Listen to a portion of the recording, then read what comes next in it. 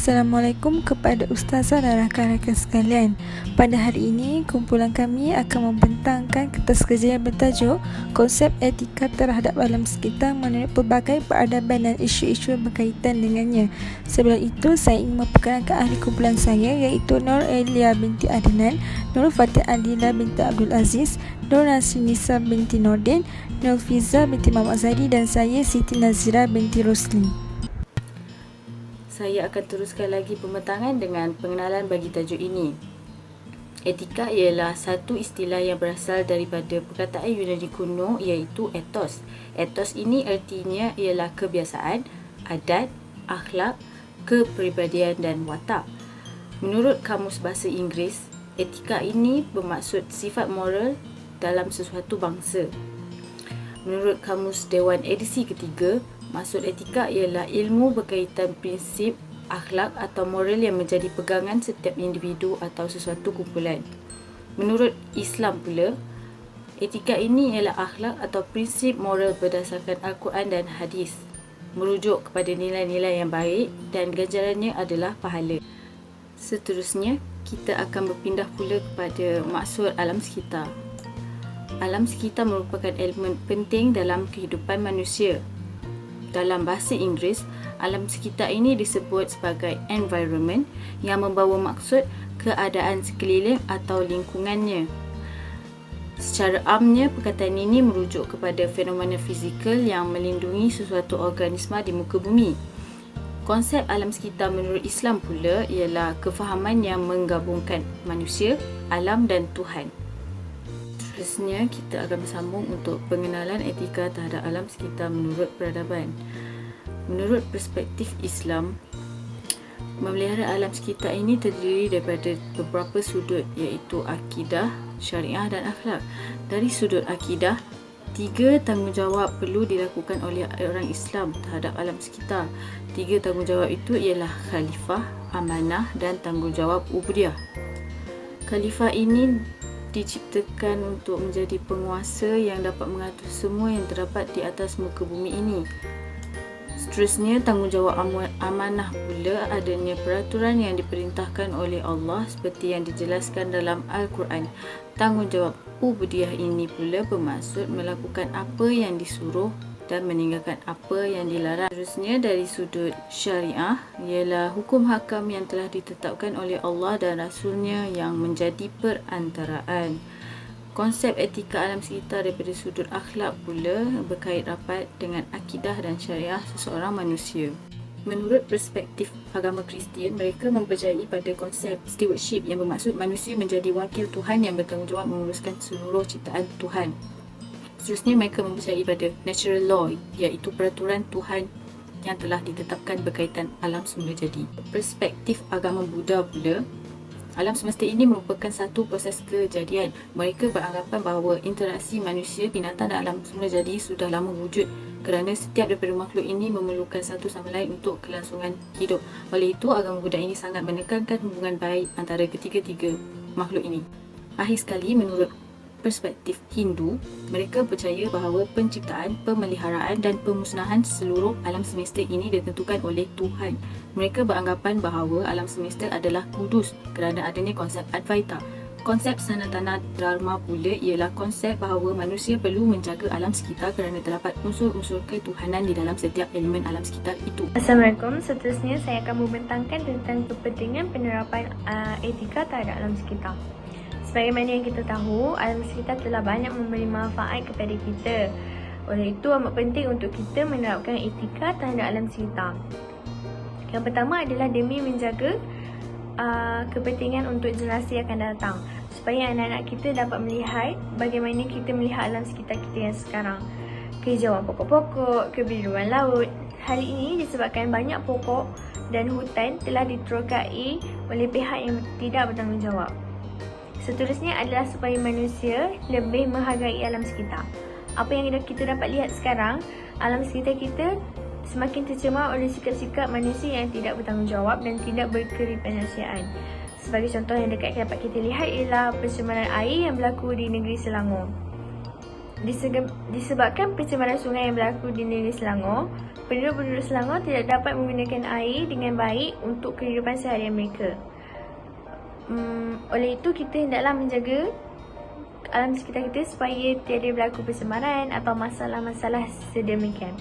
Yang terakhir adalah untuk menerapkan sikap disiplin terhadap alam sekitar. Sikap disiplin ini kita boleh pupuk daripada generasi muda. Sebagai ibu bapa yang bertanggungjawab, kita hendaklah mendidik anak-anak kita sejak dari kecil lagi supaya mereka membesar dengan menjadi manusia yang bertanggungjawab. Sebagai contoh, tidak membuang sampah merata tempat, terutama membuang sampah daripada dalam kereta. Oleh itu, kita hendaklah menjaga alam sekitar kita dengan baik. Seterusnya, saya akan menerangkan tentang usaha Malaysia dalam menerapkan etika terhadap alam sekitar. Negara yang maju adalah negara yang mementingkan kelestarian alam sekitar. Kerajaan Malaysia telah bersungguh-sungguh dalam menganjurkan pelbagai aktiviti dan program yang menarik untuk menerapkan etika terhadap alam sekitar di kalangan masyarakat. Jadi di sini ada beberapa program yang ingin saya jelaskan. Yang pertama, Hari Alam Sekitar Negara. Kementerian Sumber Asli dan Alam Sekitar telah menganjurkan Hari Alam Sekitar Negara yang diadakan pada 21 Oktober di setiap tahun sejak tahun 1989. Hari Alam Sekitar Negara ini bertujuan dalam memupuk dan menyemai rasa sayang dan cinta masyarakat terhadap alam sekitar. Antara aktiviti yang ada ialah pameran alam sekitar, pameran pertandingan reka cipta benda baharu dengan menggunakan barangan terpakai dan banyak lagi. Selain itu, kerajaan juga menganjurkan program Rakan Alam Sekitar yang telah dilancarkan pada 4 Jun 2019. Tujuan program ini adalah bertujuan dalam mendorong rakyat dalam menyertai aktiviti pemeliharaan dan pemeliharaan alam sekitar. Rakan Alam Sekitar merupakan mata dan telinga kerajaan di mana mereka ini bertanggungjawab dalam memerangi perbuatan yang memusnahkan alam sekitar. Sebagai contoh, Rakan Alam Sekitar ini adalah platform untuk rakyat membuat aduan terhadap pencemaran atau kemusnahan alam sekitar yang berlaku kepada pihak yang bertanggungjawab. Usaha yang seterusnya adalah program Sekolah Lestari Anugerah Alam Sekitar. Program ini melibatkan semua sekolah yang ada di negara ini. Program ini bertujuan dalam menggalakkan warga sekolah dalam mencantikkan dan melestarikan persekitaran sekolah mereka. Hal ini kerana tempat belajar yang cantik dan selesa dapat mempengaruhi pelajar dalam pembelajaran mereka. Seterusnya, kerajaan juga menganjurkan Anugerah Langkawi Kelestarian Alam Sekitar. Anugerah ini bertujuan memberi penghargaan kepada rakyat atau organisasi yang telah memberi sumbangan yang besar terhadap alam sekitar, di mana sumbangan ini haruslah berkaitan dengan alam sekitar seperti dalam bidang pengurusan, bidang perniagaan, penyelidikan, saintifik, penulisan dan akademik. Objektif program ini adalah bertujuan mendorong rakyat dalam bersama-sama melibatkan diri dalam memelihara dan memulihara alam sekitar. Akhir sekali, Malaysia juga mewujudkan Pusat Pengurusan Maklumat Alam Sekitar. Ini adalah medium bagi menyampaikan maklumat berkaitan alam sekitar kepada rakyat Malaysia. Antara sumber maklumat yang disediakan adalah daripada buku, keratan akhbar, risalah dan juga majalah.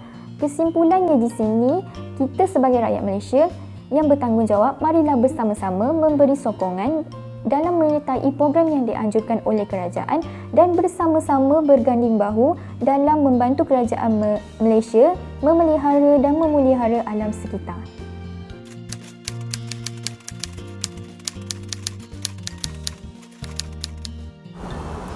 Isu yang pertama yang sering berlaku di Malaysia ialah pencemaran udara. Pencemaran udara adalah apabila udara telah tercampur dengan bahan kimia atau bahan biologi yang dilepaskan ke udara. Contoh pencemaran udara ialah bau-bauan yang tidak menyenangkan, pelepasan gas karbon dioksida, sulfur dioksida, logam toksik, pembakaran hutan secara berleluasa dan asap kenderaan motor yang dilepaskan ke udara. Pencemaran udara boleh memudaratkan keadaan manusia dan organisma hidup. Contoh terkini yang terdapat di Malaysia ialah apabila kilang di Pasir Gudang Johor membuang sisa toksik ke dalam sungai. Daripada perlakuan itu, seramai hampir 6,000 orang terkesan daripada kejadian itu. Isu ini menunjukkan pekerja kilang itu tidak beretika terhadap alam sekitar dan tidak rasa bertanggungjawab terhadap pencemaran yang berlaku. Yang kedua ialah pencemaran air. Pencemaran air juga merupakan salah satu isu terhadap alam sekitar yang sering berlaku di Malaysia. Pencemaran air merupakan perubahan yang terjadi terhadap air sungai di kolam-kolam tadahan air, tasik dan air bawah tanah di mana perubahan itu berlaku dari segi warna, air dan kandungannya. Bahan pencemar yang menyebabkan pencemaran air ialah cecair kimia, gas dan juga berbentuk pepejal. Air yang kotor yang telah tercemar tidak dapat digunakan dalam kehidupan seharian. Contoh terkini ialah pencemaran sungai berlaku di Lembah Kelang. Hal ini kemudian menyebabkan seramai 1,292 orang penduduk terjejas dan tidak dapat menggunakan air yang bersih baik dalam kehidupan seharian mereka. Dan isu yang ketiga ialah pencemaran tanah. Pencemaran tanah boleh didefinisikan apabila tanah itu bertukar warna, kesuburan semakin menurun dan juga berlaku hakisan tanah. Pencemaran itu berlaku kerana pembuangan bahan buangan dalam bentuk cecair atau fizikal di mana bahan buangan itu adalah pencemar kimia, organik atau fizikal. Untuk mendapat tahu pencemaran tanah itu teruk atau tidak, semakin kurang kesuburan tanah, semakin serius pencemaran berlaku. Pencemaran tanah juga boleh berlaku disebabkan oleh kegiatan pelubungan dan pembalakan, pembuangan sisa toksik, pembuangan sampah yang banyak dan tidak terkawal. Hal ini menyebabkan kualiti tanah itu boleh berubah dan tidak boleh tumbuhan tidak boleh hidup dengan subur. Kesimpulannya, jika dilihat dengan masalah atau isu yang berlaku pada masa kini, terbuktilah bahawa masyarakat kita masih lagi gagal dalam menterjemahkan konsep kelestarian terhadap alam sekitar. Sudah tiba masanya untuk masyarakat mengubah sikap dan mentaliti agar mereka tidak sewenang-wenangnya merosakkan alam sekitar. Terdapat 3 solusi untuk memantapkan penjagaan alam sekitar di Malaysia melalui kerajaan, masyarakat ataupun individu. Pihak kerajaan perlu lebih peka dan tegas dalam menjalankan tugas mereka dengan menyaman atau memberi denda kepada sesiapa sahaja yang melanggar peraturan. Kedua, mereka perlu lebih cepat bertindak untuk menyelesaikan masalah di tempat-tempat yang terdapat masalah seperti pencemaran udara, pencemaran air dan macam-macam lagi. Masyarakat juga boleh mengadakan apa sahaja aktiviti atau program yang melibatkan alam sekitar bersama dengan penduduk setempat dan orang ramai. Selain itu, individu atau diri kita sendiri boleh mula untuk mengatakan tidak terhadap apa sahaja aktiviti yang akan merosakkan alam sekitar seperti pembalakan haram ataupun pembuangan sampah di merata-rata tempat. Selain itu, kita boleh mula untuk menanam pokok dan mengitar semula bahan buangan. Jadi, melalui setiap perkara kecil yang dilakukan sekarang akan membawa impak yang besar pada masa hadapan.